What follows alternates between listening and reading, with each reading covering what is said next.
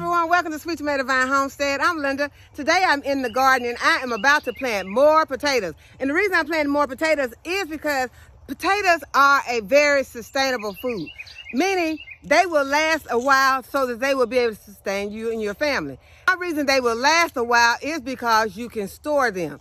Those are the foods that you want to make sure that you are planting, along with your other foods, but you want to make sure that you get some sustainable foods. Another sustainable food is carrots. You can store carrots very well. You can also store your winter squashes, like your cushaw squash, your butternut squash. Those squashes that have those hard surfaces, those will store well. They will store during the winter months. So I am planting more potatoes, although I have already planted about 4 containers of potatoes. I am planting more potatoes to make sure that we have plenty of potatoes on the homestead. I love to plant other things like cucumbers and watermelons and things like that, but cucumbers and watermelons are not very sustainable. You can cucumbers, but when you can them, most of the time we're canning them in a pickling way. And so, you can only eat so many pickles. If you were very hungry, you would not just want to have to sit and eat pickles, because those cucumbers that you have canned, that's basically the only way that you're going to be able to eat those, unless you take them out and start frying them or something like that. And it all boils down, they are still pickles. So that is something that is not, to me, in my opinion, it is not a sustainable food. Watermelons. Now, last season, I did can some watermelon rinds. I did not care for that at all, but it was something to try. And so I did try it, and I don't think I'll be trying it again. But those, like I said, cantaloupe, watermelons, those melons, they are not sustainable food. You want to make sure that you're getting something that will store, like potatoes, carrots, and squashes, and pumpkins. Pumpkins are a sustainable food because you can store them through the winter months. If you have potatoes that you have in your pantry that have already started to chit, and by chit, I mean they have started to get the little eyes on them and begin to sprout. I was able to find this season, the same way I was last season, some potatoes at Family Dollar. And I already had some potatoes, but I did not have any Yukon Gold potatoes. And Yukon Gold is one of my favorite potatoes. And you get 3 potatoes for $2. So I think that is a very good deal. They look really good. They are not real soft. They are very firm. And they also had some red New Orleans, also $2. And they also have 3 seedlings or 3 seed potatoes in the package. So I ended up getting 2 of them, and I'm gonna go ahead and I'm gonna plant these. But I just wanted to share that with you all because I wanted to make sure that if someone, has not gotten any seed potatoes yet, and you have a Family Dollar in your area, check out your Family Dollar to see if you can get 3 potatoes, because 3 potatoes can go a long ways in growing some potatoes for you and your family. And especially if you go ahead and get 2 packs and put 6, that's what I'm going to be doing. I'm going to be planting mine in my grow bags, and I have some 20-gallon grow bags. I've had my last potatoes in 30-gallon grow bags. Those 30-gallon grow bags are huge, and they use a lot of soil. So I decided to opt to go to the 20-gallon grow bags this time to see if I can just save some soil. And I am going to plant these in here. I have some, I mixed my fertilizer so it would make it quicker. I got some blood meal, bone meal, and some slow release fertilizer in this container just to make it easy, and I won't have to be reaching into 2 or 3 different bags. And so I'm just gonna put some in these 20-gallon grow bags. Okay, here are my 20-gallon grow bags. And I'm just going to be adding some of my fertilizer in here. Because these potatoes are heavy feeders, I'm going to be adding my mixture of amendments into these bags.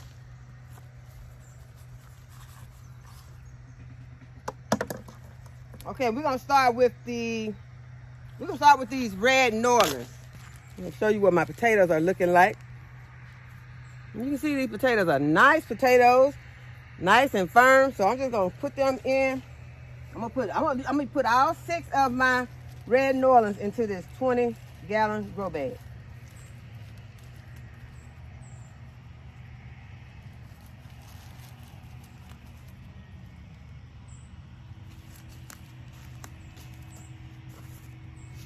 Because these grow bags are pretty big.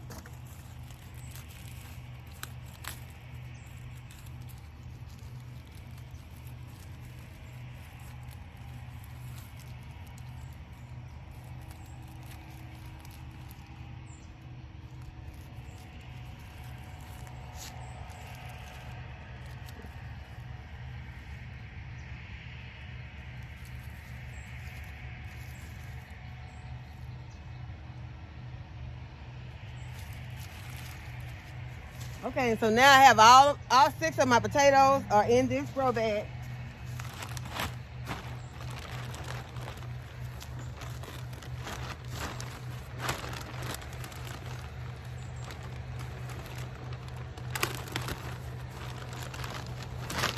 Okay, and I'm just gonna cover them with some soil.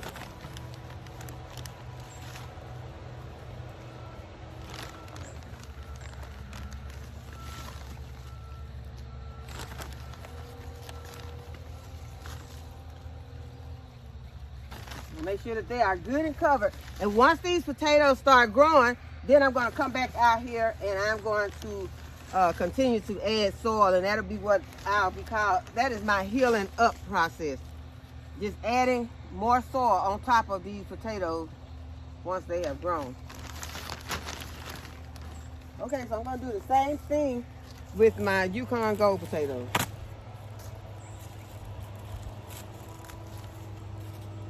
And there are 3 Yukon Gold. Let me show you what my Yukon Gold potatoes are looking like. This is one of my favorite potatoes. Put my 6 potatoes in.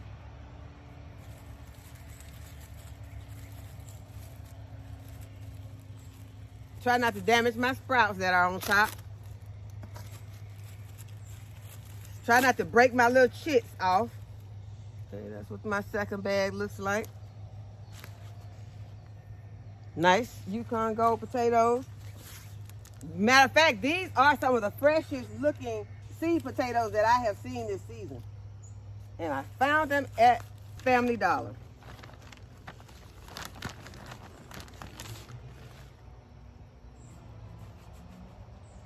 Okay, I'm just gonna add my soil on top.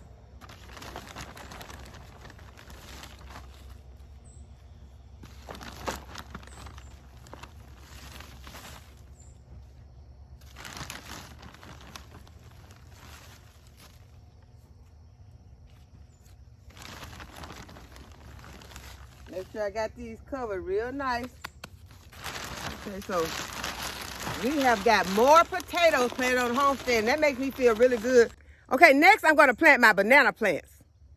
So this is what my banana plants are looking like. And y'all know these banana plants went through a kind of hard time. They got left out in the cold one night, and they kind of went in shock. But now they have snapped back, and I think they look pretty good. Got some new growth coming out of this one. I got another one over there that I put on the table today, and it fell and it got broke. And so I'm going to figure out how to mend it back. But these 2 look really good. I'm going to go ahead and put them in the soil. So these banana plants, they need to be planted about 6 feet away from everything. They are very heavy feeders.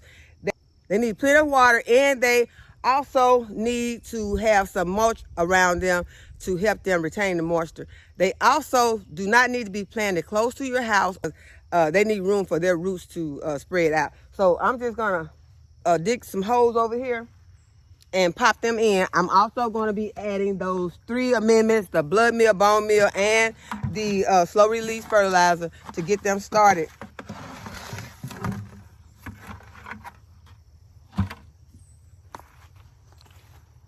First, I want to show you what my root systems looks like.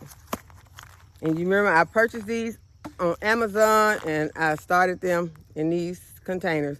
I think it has a pretty good looking root system. We're just going to go ahead and pop these in.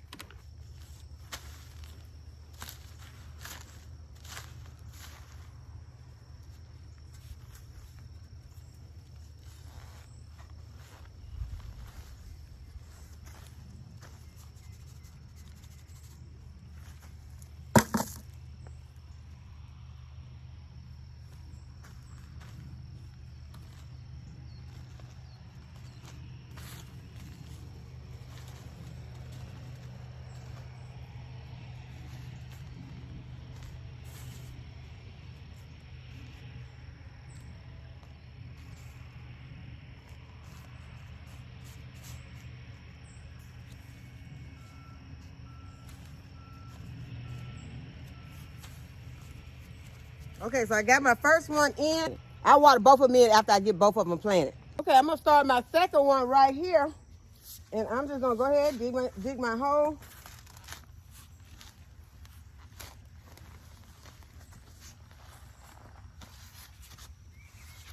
I just need to dig this hole as deep as this plant was in this pot. I'll show you what the root system looks like on this one. Okay, it has a nice root system. Add in my amendment. A little bit more, put a little soil back into it. Drop in my plant.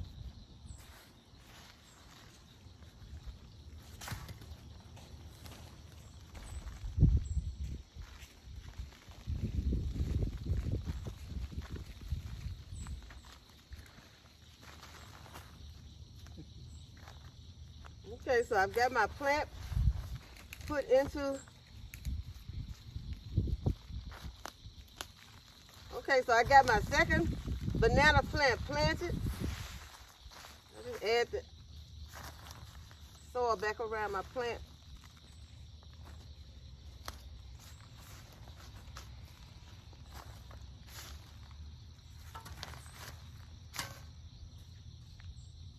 Now I'm going to water these in.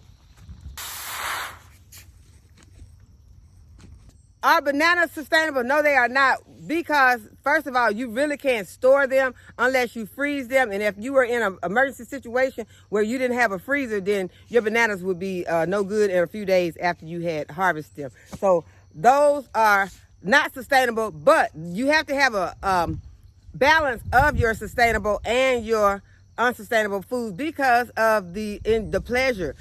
Even if you were eating potatoes all the time, having a banana, you know, during that time when you was having to eat potatoes, it would be like a treat to you. So you want to go ahead and try to make sure that you're getting some sustainable foods. You make sure you have a lot of sustainable foods in, but also have a balance of foods that are unsustainable. This will bring you more pleasure to your palate. Although, you know, I'm a potato person. I love to eat potatoes, but, you know, bananas will offer you some sweetness, so that would be a treat to you. So I am going to show you some of the things that we did in the garden that I have not shown you all. And my son Ricky has been fixing my walkways in the garden. Y'all remember last season, I did not have a walkway. I had a food forest. And in the food forest, it was a jumble, in which we will still have a food forest because we plan to have a lot of food in the garden, but we want to have it where we could be able to get around, maneuver through it. And if you need to come out when it's, you know, in the evening, or be out in the garden like now, when it's almost dark, you can be out and you'll still be able to see where you are and what you're doing. So I'm going to show you some of the pathways that he's created in the garden. Okay, so right now I am standing over here by my lemon tree, and this is the area that we had the okra and the corn in last season. And as you remember, if you remember seeing those videos, there were a lot of holes in this area, and this is where we planted the tomato plants against the fence, but this is the pathway. Right now, that container is sitting in the pathway, so it will not be there. It is just there at the moment. But this is how the pathways are running. And you can see right here, we have stuff that's planted and it's being planted in rows. And still leaving us more pathways to walk through the garden and to plant or to harvest our food. Okay, so this area right here will be a planting area. This is where I have my peppers planted. And then I already showed you the area that Ricky fixed for the berries. So this is where the berries are over in this area, the blueberries and the strawberries.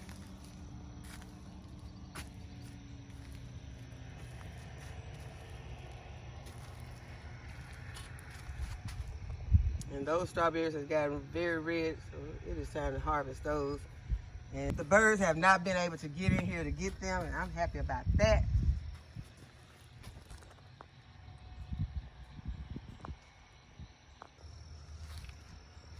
Okay, and the pathway goes down by the onion bed and by the garlic bed.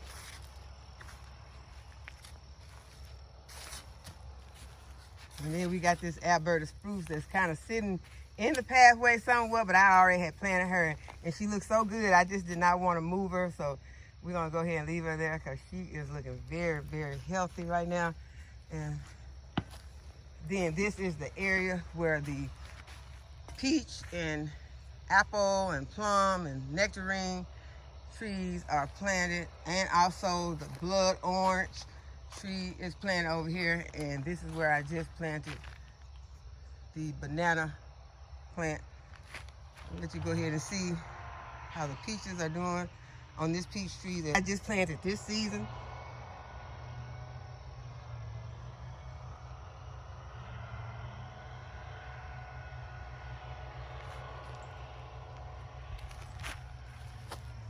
Okay, and the pathway is leading to the chicken coop, but we are not finished. This is the area that we have cut off at, and so we will be adding more plastic on this area next to the chicken coop. Do not have to be mowing this area because it will have plastic on it. And so we will be having plastic over a lot of parts of the garden, and Vevor has let me know that their plastic does not leach harmful chemicals into the soil or into the plants, and so we do not have to worry about that. These are the things that are going on new on Sweet Tomato Vine Homestead, and I'm excited about them. Getting some plants planted, getting some trees planted, and we are getting ready to start bringing out all the plants, bring the plants out of the house and be putting them in these areas and in the raised bed. And this is where the watermelons are planted, and I showed you last week when we planted these watermelons, and they are looking good. They are looking like, they're not looking like they are in shock. They are looking good. This one here, one of those don't look that great, but the rest of them are looking really, really good.